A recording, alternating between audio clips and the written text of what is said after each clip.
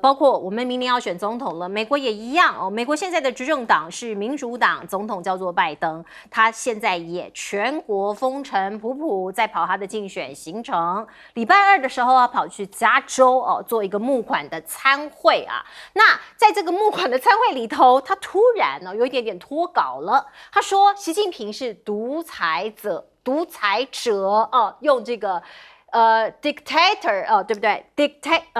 ？dictator 这样子的一个字眼，这是一个独裁者的英文。奇怪了哦，你怎么会用这么强烈的字眼来形容跟你有建交、有邦交的国家？所以白宫哦，据说私下有寻求向中国大陆来澄清啊。那官员就说呢，拜登他必须要维持他的尊严，他不可能把他的话收回来啊。所以独裁者的言论他没有要收回哦，可是呢，他相信不会影响美国跟中国的外交上面的努力。可是大家想一想。这个布林肯才刚刚去北京呢，他才刚刚走。本来大家觉得说这两国的关系可能会越来越好，独裁者这一句话出来，中国大陆立刻有反应。我们来看看，美方有关言论极其荒谬，极不负责，严重违背基本事实，严重违背外交礼仪，严重侵犯中方政治尊严，是公开的政治挑衅。中方对此强烈不满，坚决反对。We have been very clear about the areas in which we disagree, including the clear differences we see when it comes to democracies and autocracies. I don't think that the president's comments need to be clarified any further or to be interpreted any further. 好，拜登公开称习近平是独裁者这件事情呢，在中国大陆的学界也引起了一些讨论。我们看到上海复旦大学的教授吴兴博他就说啊，中国强调互信，拜登的言论极具破坏性和毁灭性，所以他认为呢，你让布林肯来访问中国，这个成果没有办法弥补拜登的大嘴巴，这是一个松脱的大炮，变成一个自走炮。那另外呢，我们看看美中关系啊，看起来回暖了，可是随随便便一句话一个字就有可能把所有的成果都毁灭了吗？我们看看，这是美国智库的专家，他叫白明，他说啊，习近平希望中美可以平起平坐，可是却遭到世界第一强国领袖用贬低的方式称呼，他一定会放在心上的，他不可能会忽视的。而我们来看看这个密西根大学的副教授这位女性教授叫弗兰兹，她说啊，政治人物通常是为了施压外国政府才会用这样的称呼包括你可能是军政府，你是独裁政府，我施压北韩，我施压这些国家我才用这样的称呼，一般是不会这样做的譬如他举了一些例子，譬如说2020年那个时候拜登曾经讲过习近平是恶棍，1992年克林顿有讲过镇压天安门的北京屠夫一定有什么样的事情出来。那另外呢，秦刚访美，叶伦还有雷蒙多要访华，是不是有可能会被临时全面喊停呢？底下的这个连锁效应会不会难以收拾呢？我们先看看布林肯访中之后，日本跟南韩是不是有一点点着急了呢？包括我们看看呢，布林肯访中之后的效应啊，在韩国也发酵了。韩国先驱报就说，布林肯访华平息了中美走向全面对抗的担忧所以南韩可能也会修正，会在年底前修复跟中国的关系而另外我们也看到日本也在摸索日本跟中国的领袖会谈的可能性，因为老大哥转向了，后面的国家后面的小弟可能也会配合。另外，日本跟韩国配合拜登没得谈吗？包括你也可以看到呢，每日新闻就报道了，日方将扩大日本版的海上陆战队的规模，这样军事的部署有可能部署到东海。而另外呢，我们都知道韩国最近一段时间或是过去一段时间不断的在讨论萨德反导弹系统的布置啊。北京其实是不开心的他担心说如果真的布置成功了，中韩的关系会进一步全面的恶化。所以到底要怎么样拿捏在贸易或者是在区域军事的部署上面的一个平衡点呢？而另外我们看到习近平的中南中南岛的这个中南半岛的战略哦，现在瞄准的是越南吗？包括您看到呢，在6月25号到28号啊。越南的总理范明政会去访问中国大陆，他要出席世界经济论坛新领军者年会，叫做 WEF 所以我们看到呢，习近平可能对于越南会施加更大的力度来拉拢他们吗？而最近我们看到这一部新闻这一则新闻是这个 F-16跟美国这个合体，美国的与 F-16合体，美国轰炸机第一次降落在中国大陆的后院，时机太过巧合了。我们看到的是2架美国的 B-52轰炸机6月19号首度降落在印尼在这里，那这个 B-52降落之前，印尼还出动了 F-16的战机迎接所以你看到的跟 F-16合体就在这个地方，在印尼这个地方已经出现了。在我们南海或者是在我们台湾海峡附近，我们看到解放军跟美军的对峙过去这一段时间6月14号、15号、17号、20号都有，包括在天空中，包括在海上都有这样的包围的情势或是对峙的情势。其实有很多人都很担心，央视率先播出了轰 6K 的行动，摄鹰级12号掠海驱赶外船。你看到这是央视释出的画面它里头的表述是这样的：轰 6K 在一次的远海任务中，副大队长张成良以掠海超低空的飞行，成功的驱逐了外船，也是一种武力的展示。而且央视也把这段画面给披露出来了。我们先来问问看亮哥。亮哥你怎么看包括这个拜登，他这算是失言吗？还算是故意的？用独裁者来形容习近平？我觉得拜登他称呼金正恩或者伊朗的或者普京那个比较像是故意的我认为这个不是故意的，因为他是在讲那个间谍气球，然后他说那个飘到美国境内。这个相信也是习近平这个独裁者所事先不知道的，他是在讲这一段那他就随口，当然他这个随口也不对啦，我也没有说他对啦，可是他用本意不是要骂习近平，本意他是要说间谍气球不是那个北京那边故意放进来的啦，他的用意主题是这一个不过当然他那个随口说话，那个当然会引起人家的不满不过我不认为。这个会影响中美的大局啦。中美大局，我认为反而昨天那个中国大陆外交部那个北美大洋洲司长杨涛，他突然发表那个文字，那个我觉得那个才是重要的。他说一中政策当初大家理解的明明白白，那美国现在把一中政策跟和平解决挂在一起，他说这个美国是篡改，这个才是严重的事情而且是直接发表在外交部的正式的文件上面就是说中国大陆要怎么解决台湾问题，那是中国的内政那你美国不能够把一中，当初你们的共识并不是一中加和平解决事实上当初的理解只有一中是中那个 PRC 嘛，就是这样嘛那我觉得这个才是重要的这个就意味着北京如果在就是对两岸的那个一中的定义美国跟中国大陆没有一些默契啦，那你才会扯到你刚刚讲到说叶伦可不可以去啦，商务部长 Raimondo 可不可以去啦，或者军方的对话会恢复啦等等我觉得这个才会直接扯到啦倒不是说你骂独裁者，那中国大陆就生气了就不跟你谈了，我认为不至于啦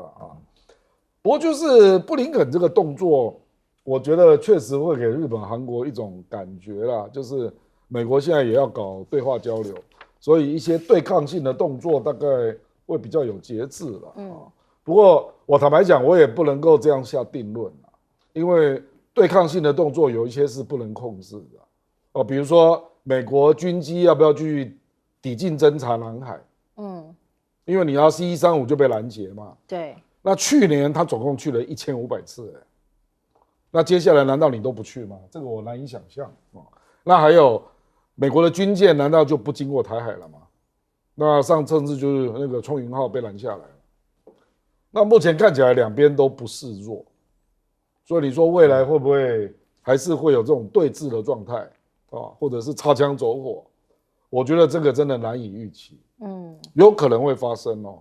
那这个，所以我觉得还是要看一下啦，就是美国接下来是不是就军事的抵近侦察跟越过台湾海峡的军舰就暂停？那对方，我觉得中国大陆至少会观察个1个月，那我们后续才会了解他们的状况。是，来请教刘教授。对，刚刚这几个新闻呢，有几个点可以看啊。那么我第一个部分呢，拜登部分呢，我也同意这个郑亮刚刚讲的，我觉得拜登就是个大嘴巴，而大嘴巴也不止一次啊，那好几次那个白宫的官员呢，都要跟在后面帮他们的主子擦屁股去善后啊。年纪大了嘛，这个人讲话又没太注意，所以这是一个问题。但是这一句话，不至于影响到整个中美关系，中美还是大的趋势、大的政策。然后这个萨德的这个问题哈，萨德问题，你想萨德已经经过环评了，其实闹了很久，那现在真的要开始 run 了，开始真的要开始启动要用了，那么中国大陆当然就很生气嘛。以前这个朴槿惠的时候呢，曾经用要不要部署萨德作为一个外交的筹码，在美国跟中国中间去摆荡。后来是因为她自己的闺蜜案，她自己的丑闻发生以后啊，那就部署萨德，就整个到萨德那边。那你到现在，他不管他经过多少的韩国内政的风风雨雨啊，那现在萨德已经真的要 run 了。好了，那现在就是说你韩国怎么样的？你说看到美国跟中国开始和解了，那你韩国怎么样重建中韩关系？可是萨德问题卡在这里，这的确是个蛮棘手的问题啊。我觉得这要看看双方的政治和外交的智慧怎么解决。那么越南和印尼的事情呢是比较有意思哈。那越南的问题啊，越南其实范明政的这个到中国大陆去那世界经济论坛，其实越南在内斗嘛，越南经济非常不好，对，内斗还没完呢。人家讲说范明政之所以还留在台面上，那是因为还找不到别人取代他。他因为当经济不好，每个人都怕，一怎么样斗了以后，整个你就是经济就不好，你经济他没有人要做决策，为什么经济那么不好？没有人做决策，那会再怎么开也不见得用。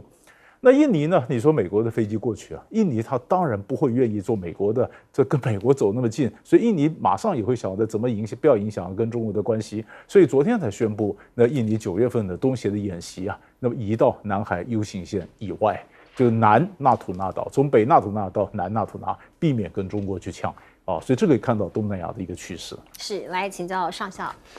我那天看到这个拜登讲那个话，我立刻有很深刻的感受，因为我以前经历过一些类似的事情。我记得我大概7、8年前在一个公司很短暂的服务，我刚去的时候处理他们公司一件什么事呢？他们标到了一个台北市政府的一个标案，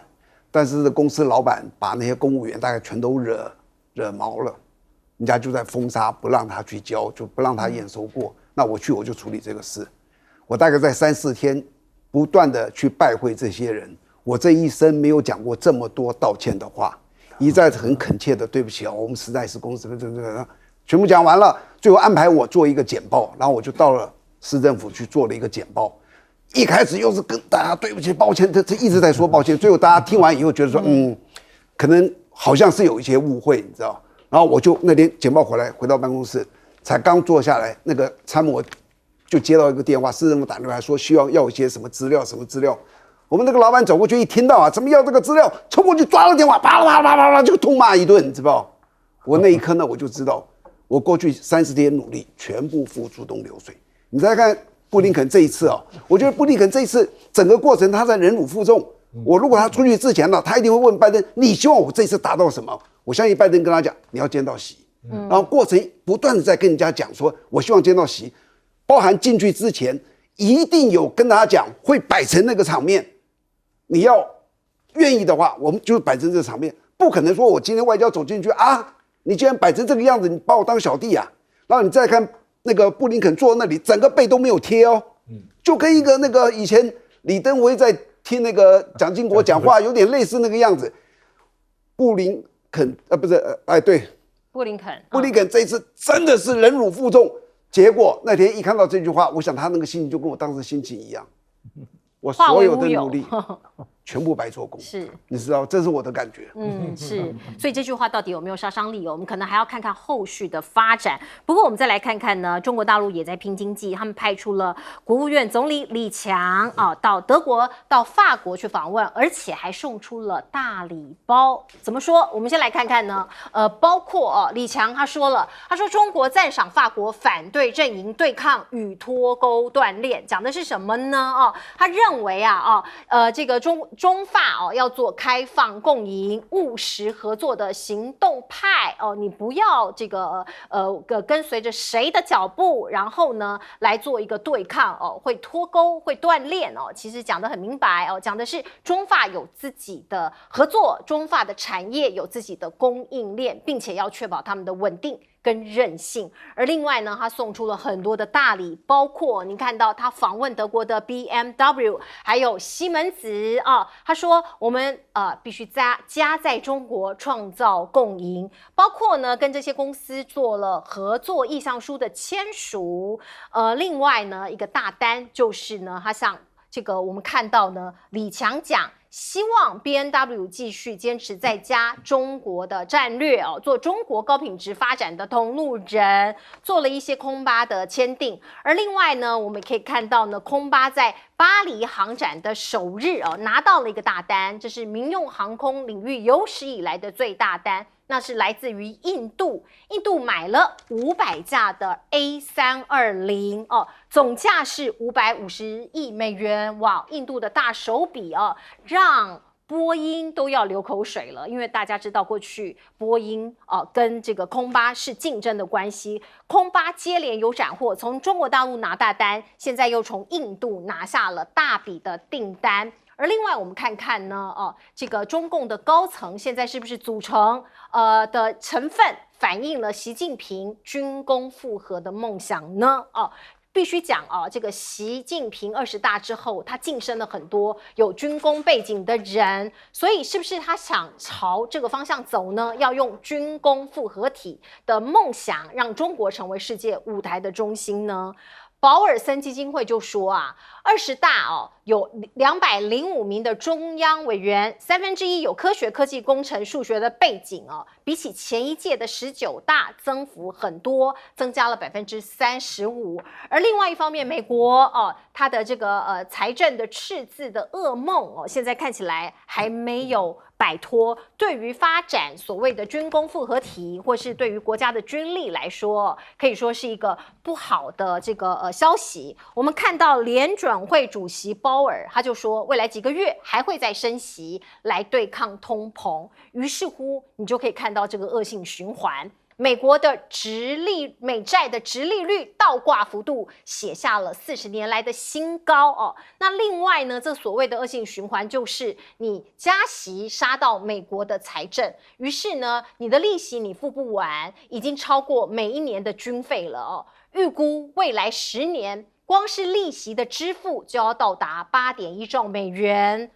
那每一年是8100亿美元所以这个利息太可怕了，简直要压垮美国了。而另外，我们看看最近美国有新的报道跟消息这是来自于这个《华尔街日报》的报道，他说华为还有中兴的员工现在出入古巴其实是有目的的，他是进入古巴的窃听站那这个中国跟古巴从2019年就开始运营这个东西所以呢，其实他们伪装成民间的员工，实质上做的是一个窃听的行为那这个来自于知情人士的爆料是说，美国的情报机构在疑似中国间谍设施里头追踪到华为以及中兴的员工在做这样的事情。这是美国众议院中国委员会主席盖拉格，他也说他相信华为跟中兴借着在古巴的业务跟中国的情报员结合来作为往返古巴提供掩护。真的是这样吗？这个美国的后院古巴现在据说有了所谓的秘密监听的一些基地，那现在中国也用民间人士的身份来掩盖这项情势吗？我们看看呢，美国之音就报道，他说五角大厦现在正在监视中国在西半球的一举一动，而且会适时的反制啊。五角大楼的发言人就这样讲了，我们会适时的反制。那古巴的外交部就说啊，我们现在呢还会进一步加强跟俄罗斯的关系啊。你看到的包括呢，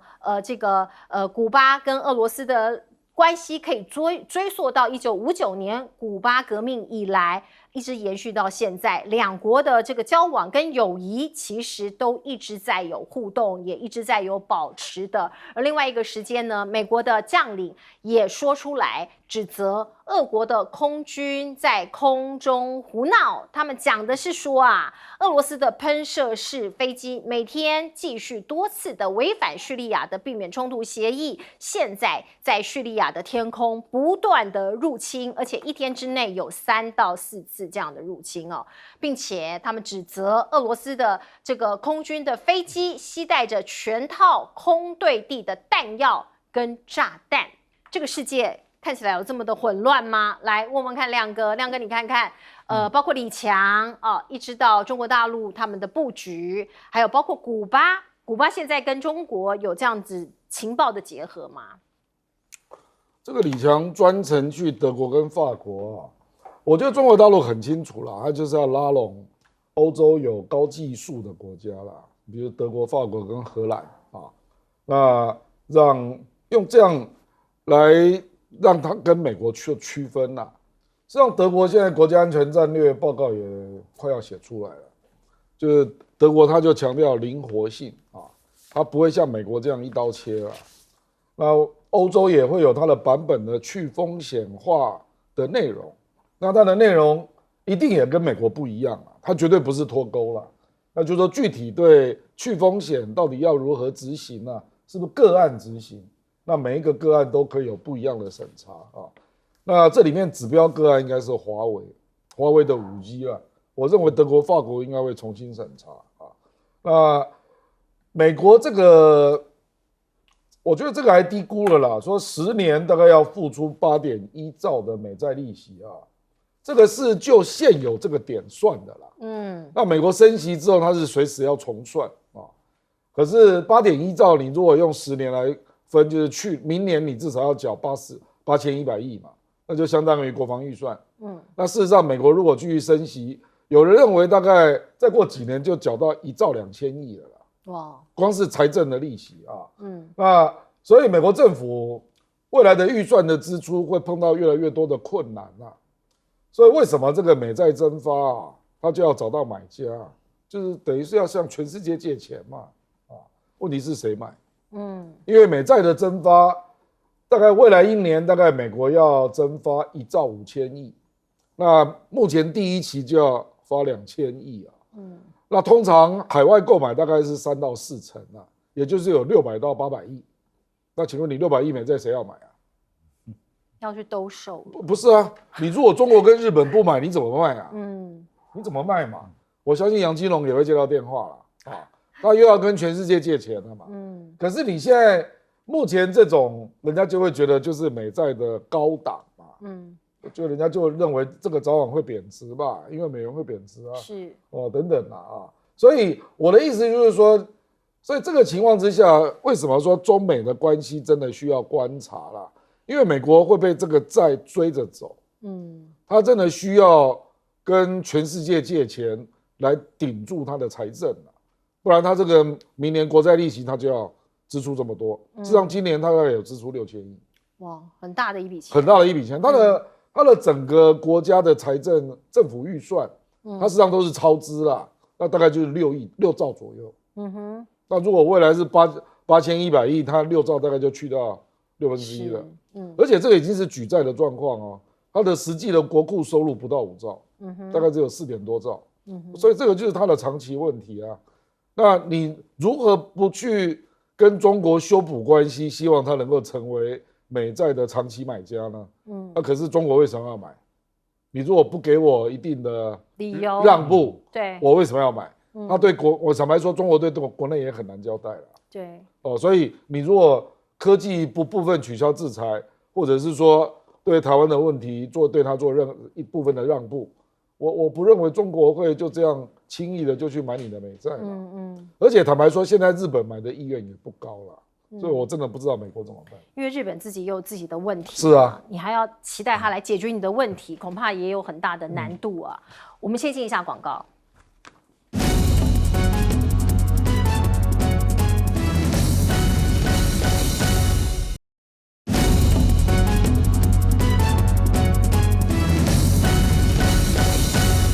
好，我们看到中国国务院总理李强，他去访问德国，去访问法国，到底他的目的在哪里了？齐文老师，对，我们这特别可以讲到说，这个到德国这一段啊，你说基本上你说他欧洲，我们一般来讲都是中国对欧洲展开了一个笑脸的攻势，笑脸的外交。那么就大的来讲呢，那么中国当然想到多边，他打造一个多极的一个世界嘛，想把欧洲从美国这边拉出来。那德国尤其中国大陆的重中之重啊，那么所以李强这次去就挑明了讲，你看我为什么第一个选德国，因为他的是一个政府间咨商，政府间咨商行之有年了，从当年老早的时候梅克尔的时候就有好多年了。你看这7年来啊，那么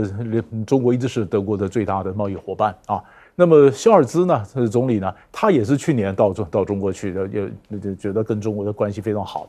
但是问题是呢，我们晓得德国内部是有辩论的嘛，因为它是联合政府，红绿灯这个联盟，那么外长是绿党，绿党是对中国比较强硬的，那总理是社民党是红的，那他当然就讲的他比较跟中国比较好。那可是这次整个性质跟以前不一样，除了整个大的氛围不一样以外呢，德国人对于中国不是那么样的信任，关键在哪里呢？乌克兰嘛。乌克兰问题到底中国是不是要援助俄罗斯呢？所以中国如果真的要在欧洲外交要成功，你俄罗斯这块。然后另外一个呢，就是在德国，李强在德国的时候，德国情报部门公布一个资料，就是说中国的很多公司啊买了这个德国的公司，事实上窃取它的科技啊，做情报啊，做这个渗透啊这个工作。所以不管是情报来讲，或者不管是跟俄罗斯的关系，大家就老百姓对中国就有一点这样的一个问题哈，就有一点保留或有一点怀疑。所以本来就是李强呢，他想说，我这次去啊，那么就要告诉德国人讲，你们想去风险，停止合作才是最大的风险啊，停止发展那才是最危险的事啊，所以我们要继续合作，继续发展。可是呢，但是一般人讲，李强这一次访问就想让德国内部的这个辩论就能够平息嘛，也没那么容易，因为德国现在真正的问题在哪里呢？就我们刚刚讲俄乌战争，德国要在俄乌战争里面它扮演什么位置？他想的层次更高。俄乌战争里面，德国在美国跟欧洲同盟里面这个战略地位里面，德国什么位置？然后后面才会谈到跟中国的关系或怎么样做。所以李强这个呢，他是应该不会什么大错，但是就是守住跟德国的关系。但是你想说，如果因为这样子而解决了德国内部的一些意见的分歧或什么，我看是比较难啊。但是可以看到整个中德的整个战略的一个态势。是，好，我们接一下广告。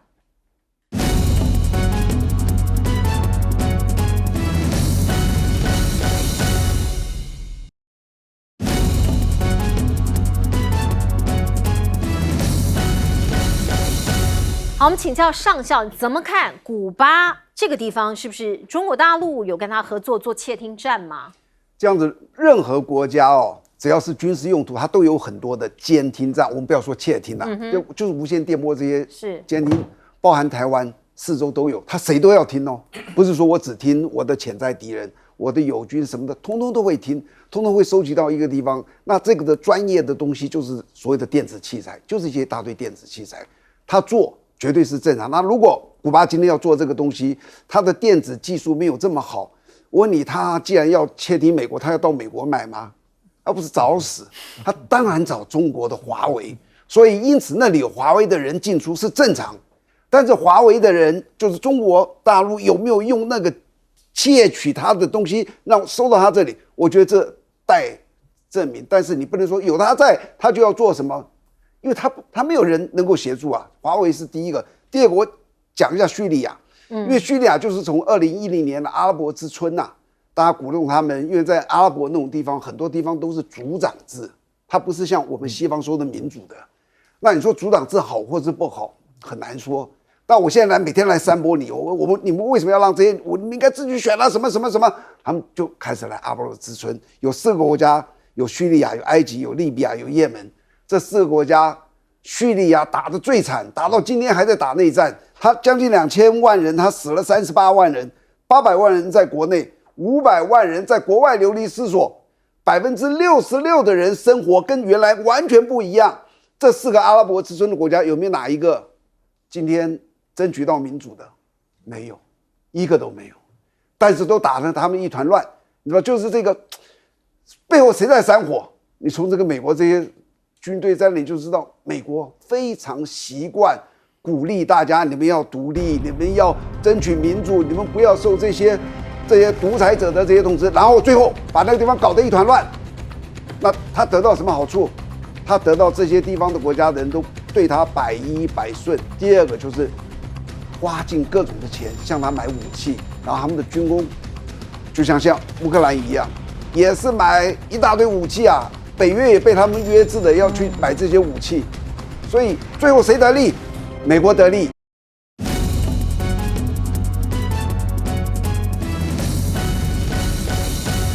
好，欢迎您回到新闻大白话的节目现场，我是钳子，介绍这1个小时的来宾。首先是文化大学副教授郭正亮，大家平安。东吴大学教授刘碧龙，大家好，以及退役上校黄征辉。主持人、各位观众，大家好。观众朋友，我们赶快来看看这个画面。昨天在网络上面，好多人都在转传呢。这是蔡总统昨天来到了3军6校的毕业典礼。您看到的，在拍这个合照、大合照的时候，当所有的军官抡起拳头，喊出了一声这个战力强。结果您看到。这一瞬间好尴尬呀！坐在第1排的上将他是海军上将刘志斌，他的帽子被后排的这位女军官给一挥拳打掉了当然他不是故意的，因为他抡起拳头要说战力强结果不小心因为距离太近了，就把前面长官上将帽子给打掉了啊！您看到这个画面，当时好糗啊！那这一位这个女军官女毕业生她也在脸书上面自首，她说呀，我当时吓死了，差一点腿软下跪那这是当然题外话，也是漏网镜头。可是徐巧芯他指出，身为3军统帅的蔡总统，他有一个动作做错了，这是不可取的。他说我们的3军统帅怎么闹笑话了呢？因为呢，蔡总统为一名毕业生挂军阶的时候，本来是应该少尉一杠的肩章。它90度挂反了，您看到这是横挂的，可其实应该要直挂的，观众朋友应该要直挂的，因为它是少尉的肩章所以呢，这个蛮尴尬的国防大学的回应是说，毕业生代表阶级的标志，因为是用磁吸底板，辨识不易会调整未来希望不要出现这样的状况，会调整配挂方式，以来这个杜绝类似的情况。那当然，这种吐槽其实笑一笑或者是有一点无伤大雅，可是如果真的要上战场作战，这种小事都不能发生，因为都会铸成大错。我们来看看呢，2023年的世界竞争力排行榜，我们台湾晋升全球第6。蔡总统呢就很开心，就跟大家讲说跟7年前很不一样他一方面很满意，一方面呢跟大家喊话说，我要请国人保持信心，我们正走在一个好的发展方向上面。可是呢，有很多网友或者是民众不买单，他们认为这过去7年来过得并不好。农民有跳出来说，你连一个水果的事情都搞不好，我们怎么能相信你呢？我们来看看最近发生什么事情这个对岸呢其实呢已经慢慢的在把这个凤梨世家这个原来的这个限制呢给放松了。所以呢，我们来看看里头，当然有很多人的努力一棒接一棒的做了很多的事情，才有今天这个结果。台东县县长饶庆林就说台东县努力了638天才促成这件事情，不是一谈就成我们也曾经向农委会千拜托万拜托过，可是农委会两手一摊，没有任何方法，所以最后用国民党的沟通管道来做沟通，现在终于有一些成果了那侯友宜作为总统的参选人，他也批评民进党事事怪统战啊，外销你说抹红，你说是统战，那到底要大家怎么办？侯友宜进一步说，国民党还有地方政府台中县跟对岸呢务实往来，解决了农民的困境。你民进党做不到就算了，还怪人家说是统战，事事推给别人。那现在问题来了，其他绿营执政的县市长，你要不要跟进？你要不要这样做？还是说你这样做你就是统战哦？我们来看看林北好优哦，他是一个很著名的农业专家哦，一个意见领袖，他说。凤梨、文旦、莲雾，你最后是不是要依照台东模式有条件开放呢？那绿营执政的县市是不是也要和农委会不同调？这些都是值得关注的呀。你到后来是要看你的民意跟党意呢，还是要你自己硬着头皮往前走呢？我们来看看呢，柯文哲如果假设他当选总统，他要怎么做？他讲了不止一次啊，他要重启服贸谈判。结果侯友宜就批评他说：“你柯文哲前后不一样，你过去反服贸，你现在又说要重启谈判啊。”那绿营的高层就说了哦，民进党的高层就说了，我们要加强复习太阳花从何而来。为什么会这样讲？时间回到2014年，那个时候的太阳花运动，学运如火如荼，占据了立法院，讲的就是反服贸黑箱哦，所以绿营的高层说，我们现在要赶快唤起大家的印象，要加强复习哦。这是许立明秘书长他讲的哦，让民众了解当初反服贸黑箱是从何而来，什么因素而生，以及比较当初支持反服贸黑箱挺太阳花者的前后言行，他讲的其实蛮针对的哦，讲的可能是柯文哲，他认为柯文哲过去跟现在的言行不一哦。可是呢，我们再来进一步的看看李桂敏，这是国民党的立法委员哦，他讲啊，你反服贸哦，或者是你批评跟对岸的贸易的这个往来太过密切，可是。奇怪了，你执政对中国大陆的依赖不降反升，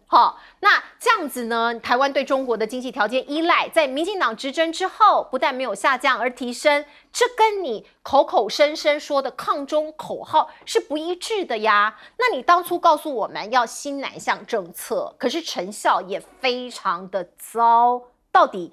你执政之后，你要不要做这样子的负责呢？哦，那刚刚我们提到了柯文哲，2014年的柯文哲跟现在他的主张有没有不一样呢？因为已经有人开始酸他说啊，你过去反服贸嘛。那网络有网友就翻出来10年前的新闻哦，我们来看看柯文哲那个时候怎么说。时间是2013年10月2号。他说：“我身为第一线的医界临床的人，我不是反服贸，我不是反服务贸易协定，我是反黑箱哦。所以呢，你里面是什么东西我都不知道，你就包一个包裹，这个你要签，那到底里面是什么？所以本来逐条讨论、开放讨论就是必要的哦。那现在可能真相某一个程度是大白了，柯文哲他没有反服贸，他反的是。”黑箱啊，那我们再来看看呢，中广的盖洛普的民意调查啊，他做了政党的喜好度，民进党的政党喜好度有22%，国民党掉到17%，民众党只有9%，大部分的人对政党没有特殊的喜好度。可是呢，如果政党候选人两岸政策明确，会影响中间选民的决定哦。我们来看看呢，包括民意基金会的民调。民进党、国民党、民众党几乎已经是撒卡都了，政党喜好度已经有一点点不分轩轾了。好，我们来问问看亮哥你怎么看我们今天的这个服贸啊？这个柯文哲他说要重启谈判，他讲得非常清楚了。那你觉得这个地方是他得分的吗？他前后有不一致吗？不，反服贸有2个部分嘛，一个是程序嘛。那当时张庆忠当主席，就是因为黑箱，然后急着表决。那广受争议，这个部分其实我认为每一个政党大概现在都没有意见了啦，就是一定要逐条审嘛。那第2个部分就是服贸协定的项目啊，就是这些内容你赞不赞成啊？那柯文哲事实上并没有反对 ECFA，所以他基本上认为有关货贸、服贸本来就是可以谈的。是，我认为这部分他是一致的啦，他反对的是黑箱啊。那黄国昌也是啊。那事实上，那个时候有关项目的讨论，坦白说了，是有一些对台湾有利，有一些不利啦。那现在要重谈，有一些时间点已经过了啦。比如说那个时候谈就是那个金融业、电商还有线上游戏对台湾有利嘛，那是2014年呢。那你现在2023年你再去谈，现在金融谁要跟你谈啊？金融现在中国大陆不知道领先你多远啊？那电商那个规模差多远？线上游戏你怎么跟人家玩啊？所以这个就是此一时彼一时啦。那当时我对福茂的内容，我有很多我是支持的啊。我是认为你那个时间点没有，你现在就是没有了啊。所以我觉得现在要谈，因为我坦白说了，你现在已经要跟人家谈到 CPTPP 了。我从这里我再来讲民进党了。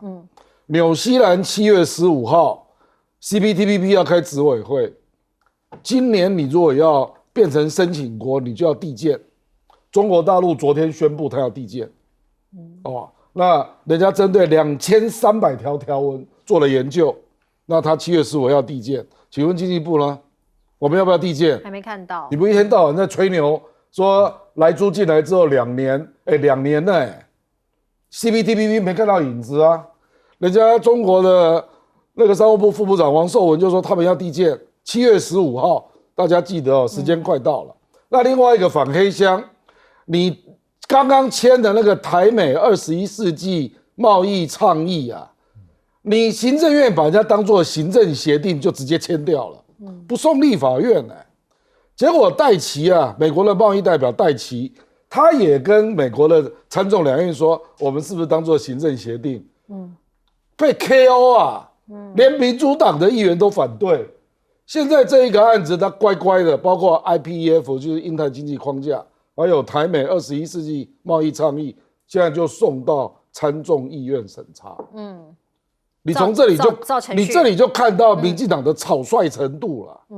这边吹牛说 CPTPP 要递件，7月15号你给我递件啊，我美花为什么不出来讲话？台美贸易这个21世纪这个贸易倡议，美国要逐条审呢。他30天内还要行政部门拿出评估报告，结果我们这边用行政协定直接签结，拒绝送立法院。哪一边是民主国家，你还看不出来啊？哪一边在糊弄你，你还看不出来啊？还好意思？我看那个许立明哦，你好好研究这2个啦，这2个是正在发生的事啦，不用研究服贸啦。他现在要加强复习服贸。我跟你讲，复习服贸也没用了，因为那些议题我们已经过了啦。人家已经遥遥领先你了。金融、线上游戏跟互联网，你怎么跟中国打嘛？现在具体的就是台美21世纪贸易协议，请许立明回答为什么不送立法院嘛 ？CPTPP 7月15号纽西兰执委会要开会嘛？台湾要不要递件？中国大陆就要递件，你要不要递件？你回答这2个问题嘛？这是真的很具体的问题哦。民进党政府如果有看到我们新闻大白话节目，希望您能回答。来，请问刘碧荣老师。对，那么刚才这个郑亮讲的，我大概都同意啊。我们回忆一下，当时我们感到这个当年的反服贸的时候，就是整个我上看到很多政治活动啊，它一开始到后面逐渐发生质变啊。就像郑亮讲，一开始的时候他们是反黑箱，然后后来变成就反这个服贸，然后后来变成反中啊。也就是说，你一开始的问题呢，可能就是你是民主，到最后呢变成民族啊，就是整个的性质开始改变，然后很多不同的利益参进来，不同的团体参进来，然后它整个膨胀，就整个的活动根本就失焦了。所以你说这个人呢，他赞成还是反对？那柯文哲他后来讲得很清楚，我一开始是反黑箱嘛，他就反这程序嘛，啊，他没有反内容，所以我同意柯文哲并没有什么样的不一致啊。但是我们就晓得很多活动是这样的。那么其实你如果再追啊，从民主，然后最后变成民族，变成两岸关系怎么定位啊？那就是柯 P 如果他准备再谈的话，第一个当然是同样这个我们就回到最原始的问题嘛，两岸关系的定位你怎么定，然后怎么跟你谈，就是怎么谈什么啊？那你说在这次 COVID-19 之后呢？除了你看服务业也好，你说服贸也好，货贸也好，或者现在讲的数字经济，当然越来越多。那么整个的数字经济变成一个主流。那数字经济里面呢，很多新的游戏规则，一些新的标准哈，这个要谈的东西是蛮多的啊。倒不只是说我们在 CPTPP 之外，你的数字经济或各种的规则，好，那就是说我们期待谁执政谁要负责嘛。民进党执政，那你要拿出一个政策，你告诉我说，那你觉得柯文哲不好，你觉得他不好，那你怎么做？因为过去我们常常看到民进党执政的时候呢，他讲出很多话，比如说这个李桂敏也谈到，比如说你说南向，我们想到新南向也好，或新南向也好，就想用南向来取代西进。就南向了半天，并没有取代西进，而南向的整个政策 KPI 也不清楚到底南向办公室你到底想做什么南向？就是大家如果回忆一下，当政府推南向的时候，什么人做了什么事情都说新南向成功几个失业的年轻人到缅甸开了3家连锁火锅店新南向成功。太容易了嘛！你的政府的政策怎么会变成这样的草率呢？当你 KPI 不清楚的时候，你的政策就糊弄过去了，糊弄过去，那么谁对谁不对，或者说哪一个政策成，哪个政策败，你根本讲不清楚，那老百姓完全就被蒙在鼓里。所以我觉得，